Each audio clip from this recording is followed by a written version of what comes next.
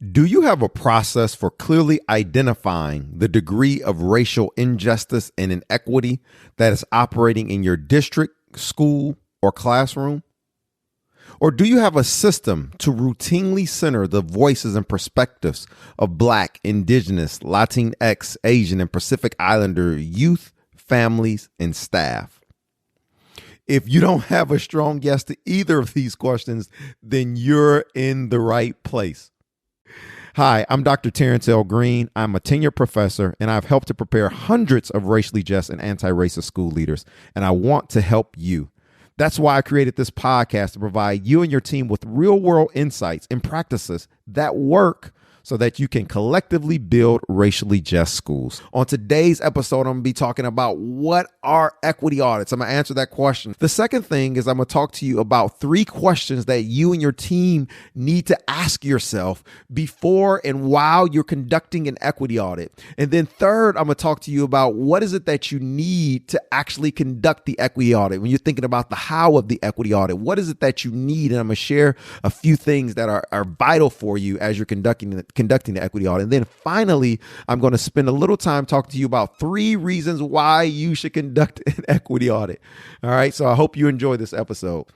If you're excited about today and you're ready to get started, then let's go. You're listening to the Racially Just Schools podcast, the show that provides resources to help you and your team build racially just schools. Now, here's your host, Dr. Terrance L. Green.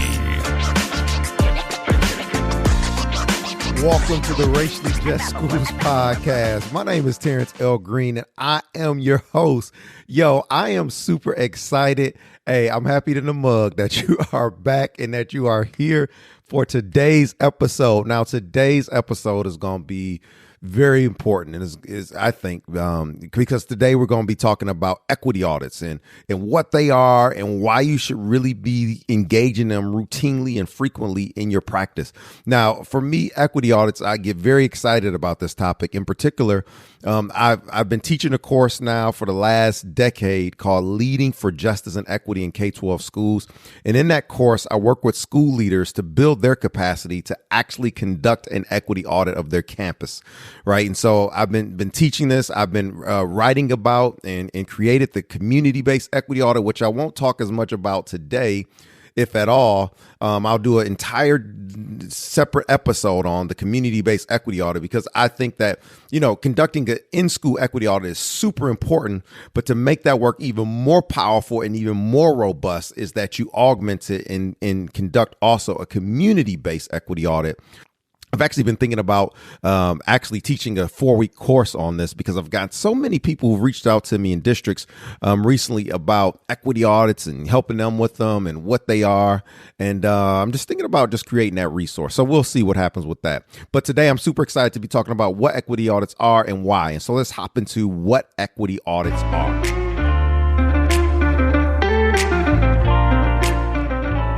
Before we start to talk about exactly what equity audits are, because I think this is important to demystify just exactly what they are, I want to ask you a quick question.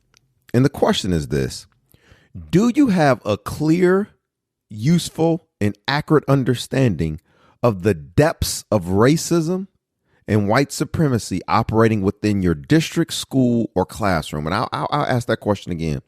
Do you have a clear, useful, and accurate understanding of the depths of racism and white supremacy operating within your district, school, or classroom? And if you can't, unequivocally answer yes to this, then you should probably be conducting some type of an equity audit. So now, what are equity audits? I want to be clear that equity audits are not things that are brand new or some novel tool that was just created, in the last few years. Actually, the origins of equity audits can be found in the civil rights movement.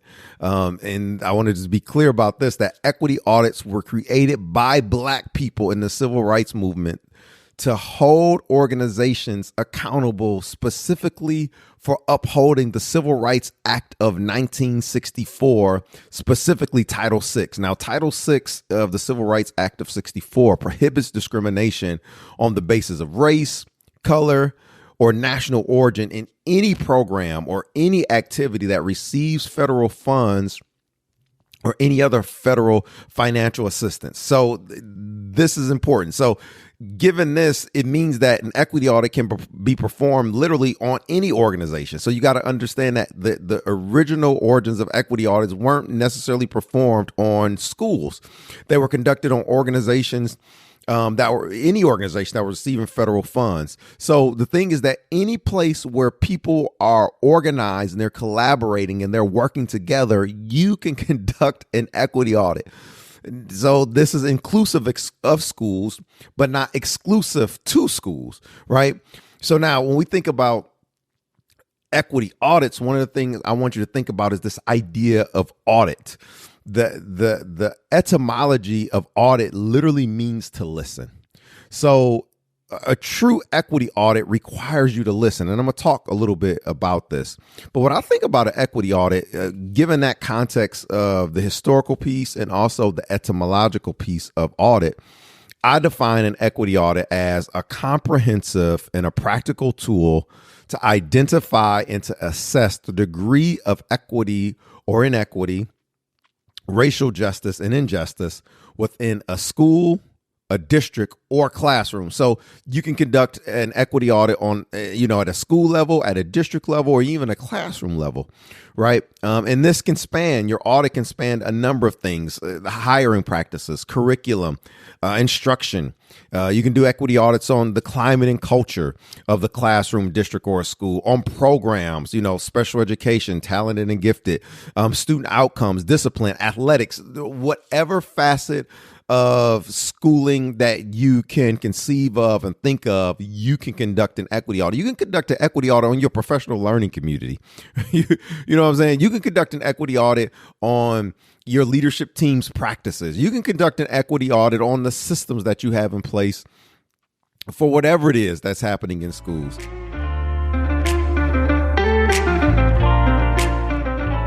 But I want to be super clear on this. This is one of the things that I have to always, the hallmarks of saying when we start talking about equity audit. So if you don't get anything from this episode, I want you to get this.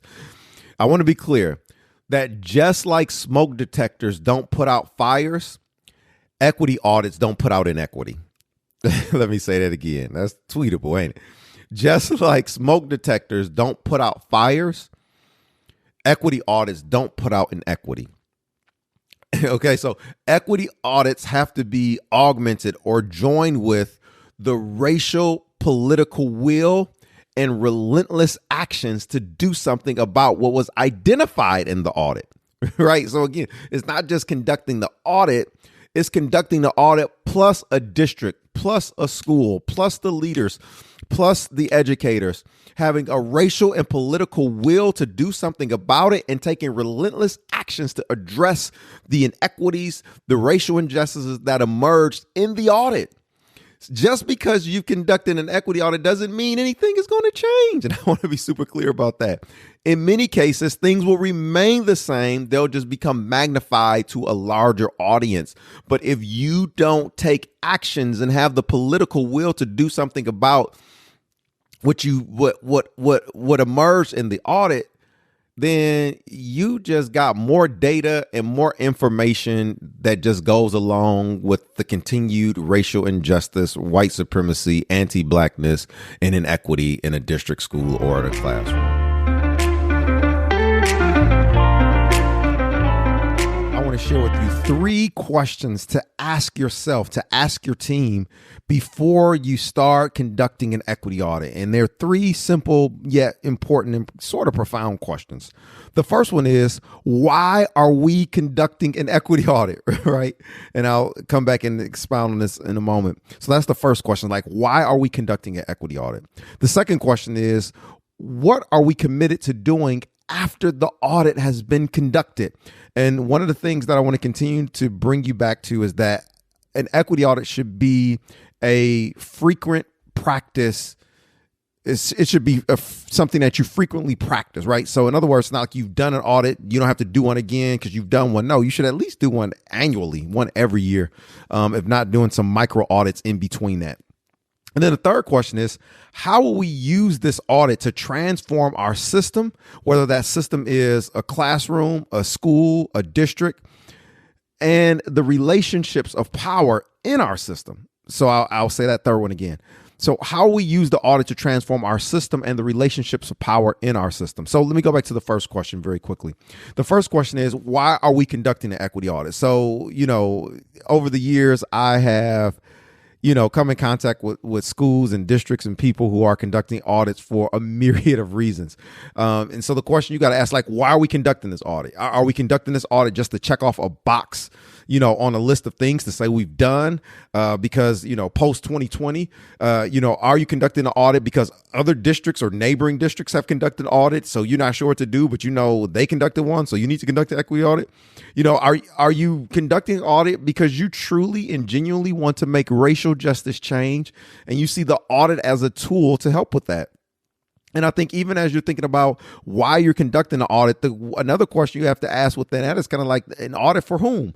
Remember, going back to the etymology of this word audit, it means to listen. And I can't tell you the number of times I've been in a district or a school and, I'll say something, and after I say it or the presentation's over, some black parents or some teachers will come up to me and say, we've been saying that for the last 45 years, but wasn't nobody, listening to us. Right. And so, if you truly were listening to what families and parents and communities and what staff and teachers were saying, that is in some ways part of an audit. But you got to be saying, are you just doing this for, who are you doing it for? That's the question you have to ask. Audit for whom? Because if you ask people who are embedded in that context and truly listen to them, they will tell you what's happening and going on.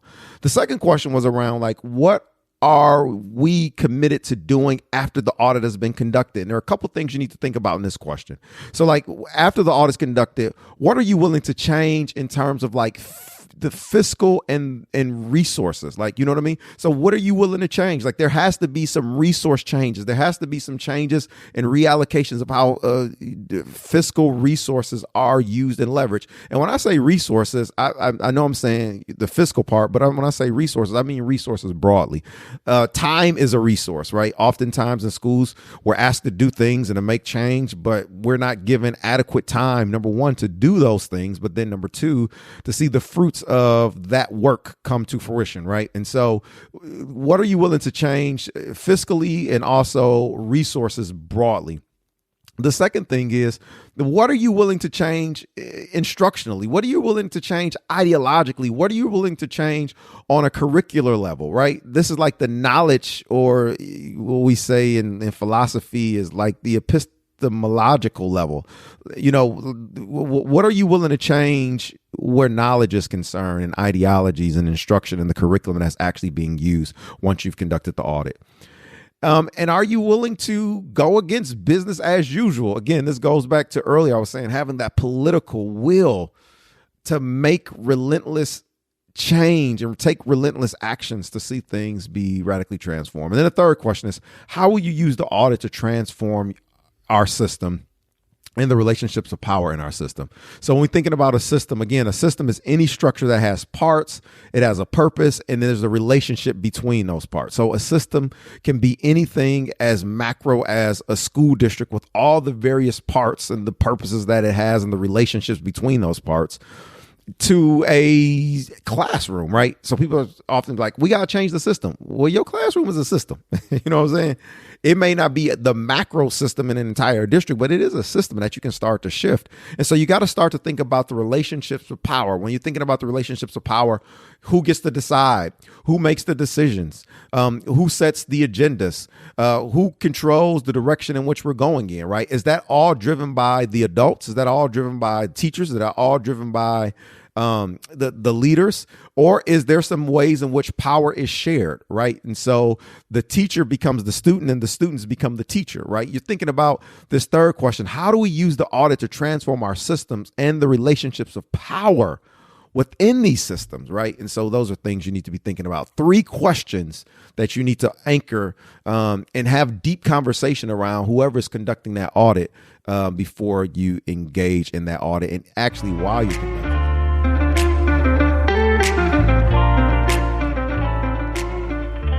Now I want want to spend a little time just talking very briefly with you to give you like the 30,000 foot overview of like how to actually conduct an audit. And again, as I mentioned before, there's much more depth and detail to this. And again, you learn how to conduct an equity audit by actually conducting one. But there are a couple things that are essential that you need to conduct an equity audit. And again, depending on how you're conducting it, if you already have like, pre-made templates that people already have and you're just kind of filling that out is one thing. Is another thing if you are, constructing the templates as you're going along. But regardless where you are on that spectrum, there are a couple things that you need. And one of the first things that you need to conduct an equity audit, and we're thinking about how do you conduct an equity audit? This is one thing that you need. Number one is you need inquiry, right? In other words, you need questions. What is it that you want to know about, right? What do you want to know? You need questions. You need inquiry. What do you want to know about discipline? What do you want to know about culture and climate? What do you want to know about the instruction of the classroom? What do you want to know about the hiring practices? What do you want to know about athletics? What do you want to know about the systems that are in operation? You have to begin with some questions. For an example, you may want to know how culturally responsive and racially affirming are our hiring practices. That's one of the questions that I always like to ask on the audits that I'm conducting, right? So what is it that you want to know about hiring practice? That may be something for an example. What is it that you want to know about the curriculum, right? So a question you may ask is how and in what ways is our curriculum racially representative of the students that the school makes up, right? Or whatever it may be. I'm kind of just making up questions as I go for you just to give you an example here. But you want to begin with inquiry. It starts with the questions that you want to know. Historically, people wanted to know questions around like overrepresentation and underrepresentation, particularly in, programs like special education or talented and gifted or suspension and things of that nature. And those can be questions that you want to know about. So that's inquiry. So whatever the questions are. So you start number one. One of the very first things you need in how to conduct the audits is inquiry and questions. And I would encourage you to allow the questions that you want to know about to come from multiple sources, right? So for an example, if you're conducting an equity audit as a school leadership team, or if you're conducting it as a group of teachers, that's great that you all have some questions, but I would also query and probe and ask students what questions that do they have around a particular aspect of the audit? What questions might families have? What questions might staff have? So for a concrete example, let's go back to the hiring practices piece. If you as a group of teachers are looking at your colleagues and you like, all right, we are not racially diverse at all, and there are opportunities for us to hire more Black folk here, more Indigenous, more Latinx folks, but we ain't been doing that, right? So the questions you may have is like about the hiring practice. How racially responsive and culturally responsive are the hiring practices? And then that may be a question that you all have as teachers, but it would be awesome for you to ask staff what questions they may have about the hiring practices. It may be awesome for you to ask students, what questions do you have about the hiring practices and the folks that you see in this building, right? So again, you beginning with inquiry and with questions, and you are resourcing and you are going to multiple places to get those questions.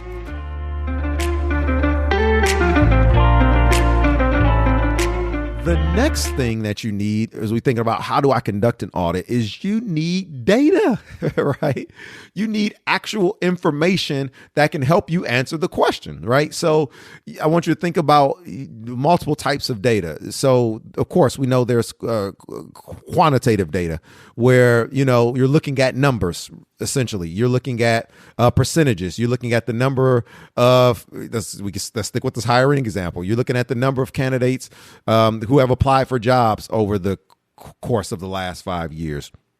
You're looking at the gender. You're looking at the race. You're looking at all these intersecting identities of who has applied. So you need quantitative data. You need like the actual hard numbers the individual numbers and at the disaggregated level, but also the aggregate numbers, right? So you need quantitative data.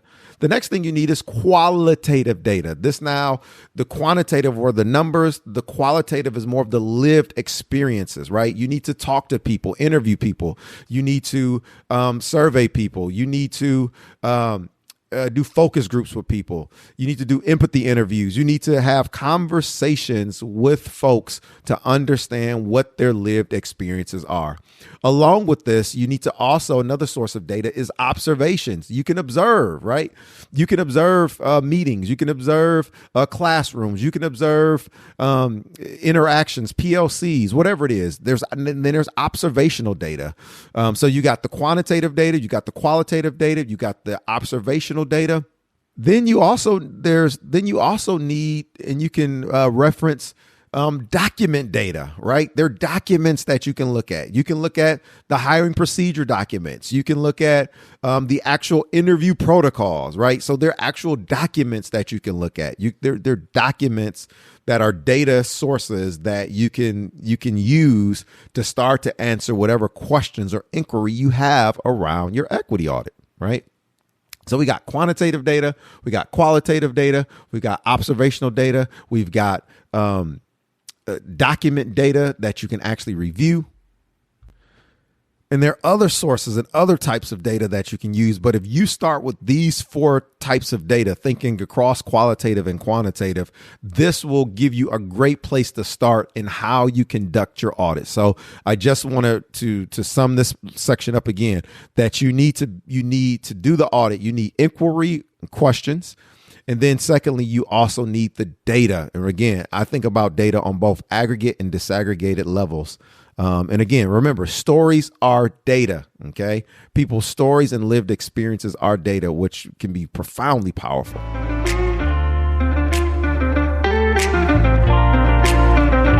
I want to briefly talk to you about 3 reasons why you should conduct an equity audit.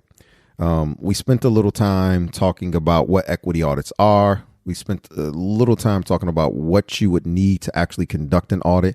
And now I want to just spend just a little bit talking about like why you should conduct an equity audit. Give you 3 brief reasons. Number 1, an equity audit will help you identify institutional practices and trends. And again, this is the important part about conducting equity audits frequently, right? Because you can see the patterns and the trends over time.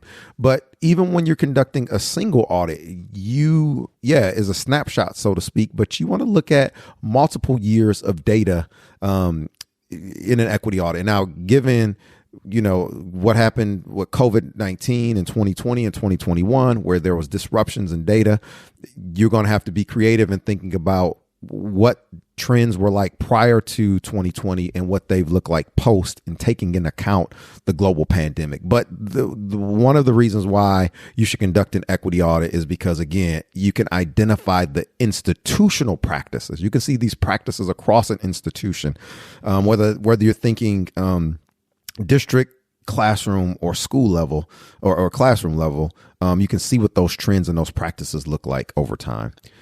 The second reason why you should conduct an equity audit is because it creates space for you to authentically and to systematically listen specifically to voices that have not been centered.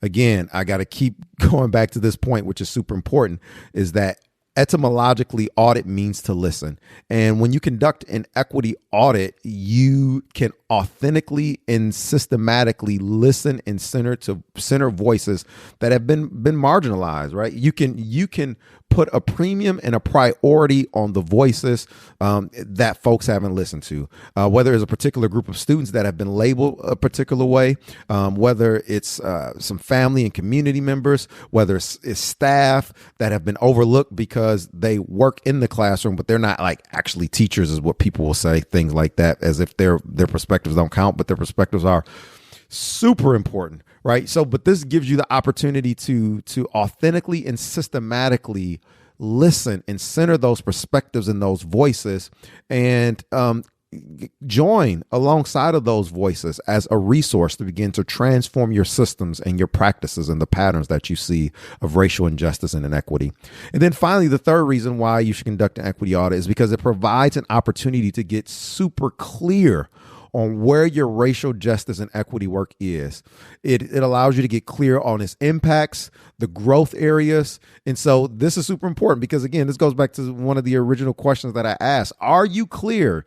Do you have a clear way to know the depths of racism or white supremacy that's operating or functioning in your school, your district, or your classroom? And the thing about an equity audit, it gives you that opportunity to get clear. You get some clarity because you have these multiple pieces of data. You've got them over multiple years, and you are now able to get some clarity on like where we are, not where we think we are, not where we think we should be. Oh, we know we've done X, Y, and Z and da, da, da, da, da, and they said this about us, but this is where we actually are, particularly when we center the perspectives and the lived experiences and the voices that are traditionally not centered and are traditionally shut out of this conversation. We get very, very lucid on where we are. And so those are three reasons why you should conduct that.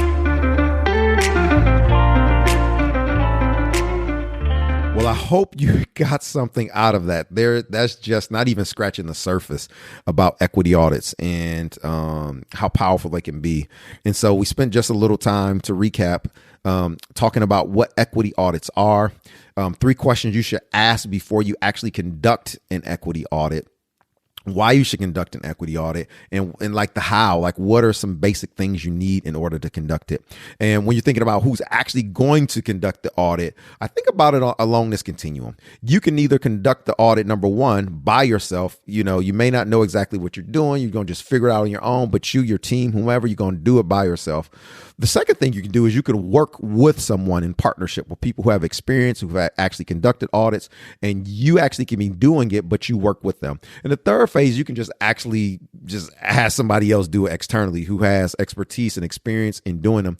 And I find often at that third phase that it happens more often because in a lot of schools or districts, there are competing interests and there's distrust and there are histories and dynamics where people are like, we just need someone external to this district or the school to come in and do it because the lack of trust that and the strained relationships that occur in that particular space. Nonetheless, I want to provide this resource just to help you all so you can get started. If you or your school or your district isn't like, what, we actually need to conduct an equity audit, we don't know what to do, we need some help, reach out to me at Terrance at raciallyjustschools.com. Again, that's Terrance, TERRANCE at raciallyjustschools.com. I work with the team. We have, some capacity right now as the year is ending to support and to help schools and districts who are really serious about doing racial justice work. I want to support you. I want to help you. So hit me up. Send me an email. Let's connect and see if there's a way for us to work together to help you in your school or district with your equity audit work. Hey, I hope you have enjoyed this episode. I'm super excited about your equity audit work, and I look forward to hearing about it. And in the words of my boy, old Martin Moss, see you when I see you. Peace. Well, that is it, folks. Thank you so much for joining the Just Schools podcast. I hope you enjoyed it, and I am so excited and really looking forward to our time together during future podcasts. What I need you to do is to please hit the subscribe button, share with a friend, and please leave a review. Love reviews. And if you want to hear more from me, you can head on over to www.raciallyjustschools.com. That is www.raciallyjustschools.com. When you join our community, I have a free video for you on 3 tips that will make your racial justice work better. And again, if you love the show, hit subscribe, rate it, and leave a review on iTunes. And until next time, peace.